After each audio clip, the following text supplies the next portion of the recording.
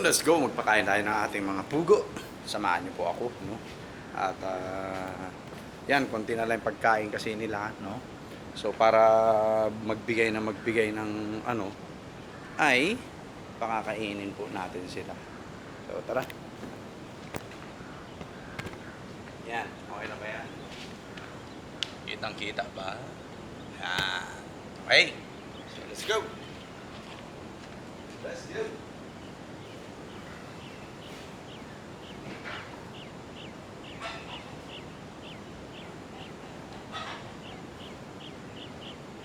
Ito po ang pagkain po nila, ano, Ate Max. Pampugo po talaga yan, pan-layers po na pugo, no? At yan, ginaganyan lang natin po dito. Ayan. Ayan.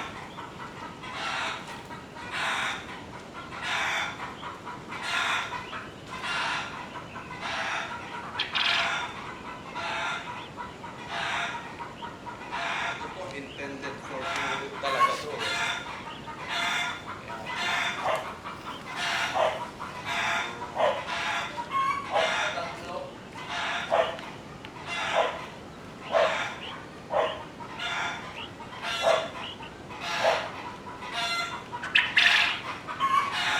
Inumin na rin po natin sila.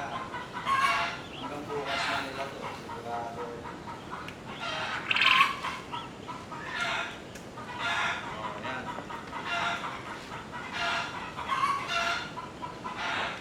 Okay na. Punta naman tayo sa kabila. Dito naman. Ayan. So, itong pakain po natin, patuka natin, is Avimax po to. No? Intended for free talaga.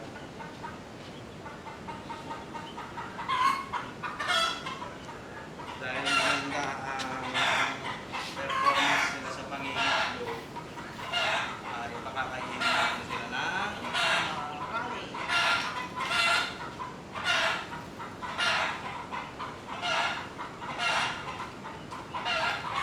Magpaparami po tayo ng pugo dahil marami na po nag-order sa akin.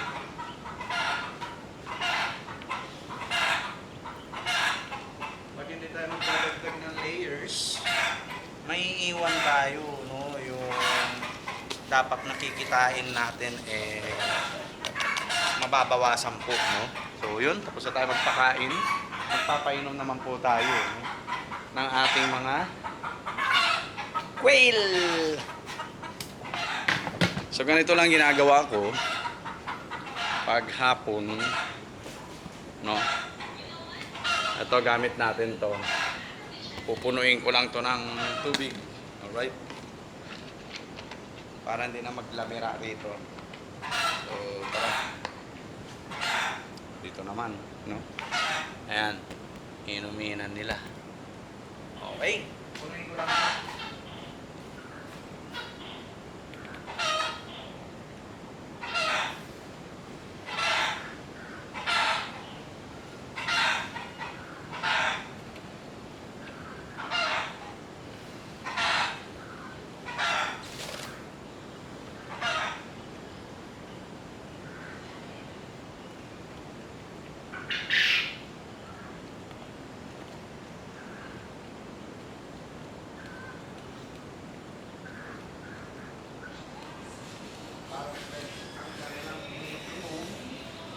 Ganito po ginagawa ko. Lalagyan-lagyan ko lang to. Tapos bukas ng maaga-aga, tayo po ay tawag rito, mag-iis-is po tayo ng inuminan nila para parating malinis. Kasi ang napapansin ko po, no, madaling bumaho yung inuminan nilang po, no?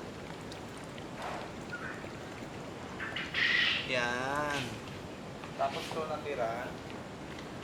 Itong natira, dito na lang. No, yan o. Kung mapapansin nyo, dagdag lang ang ginagawa ko po, no. Ang mahirap lang dito po yung maglilinis ka na ng painuman ng mga pugo natin. Okay? So, yan. Yan. Yung maglilinis na po ng inom, hindi naman ganun kahirap, no? Pero, ano, malaki kasi yung painuman natin, no? Yan, harap na natin. Malaki po kasi yung painuman natin, no? Di 4 yata to na PVC pipe, no? Yan. Sa kabila meron din, yun. Ready na yan, no? So siguro hindi na natin tatakpan tong pag-itan nito. Para kapag nagpapisa po tayo, lahat ng papisa natin, lalagay na natin dito. Lahat ng babae, no? Then, yung 100 pieces po na breeders, doon na sa may scratch pen, no? Itong mga to, plano ko pong alisin po to dito, no? Itong mga to. Okay, ayan sila. Yan, mga pugo natin. Plano ko siyang alisin. Para lahat na nandito puro layers po, no? Puro layers. Anyway, isang pisaan lang yan, men. Ang dami na po agad niyan.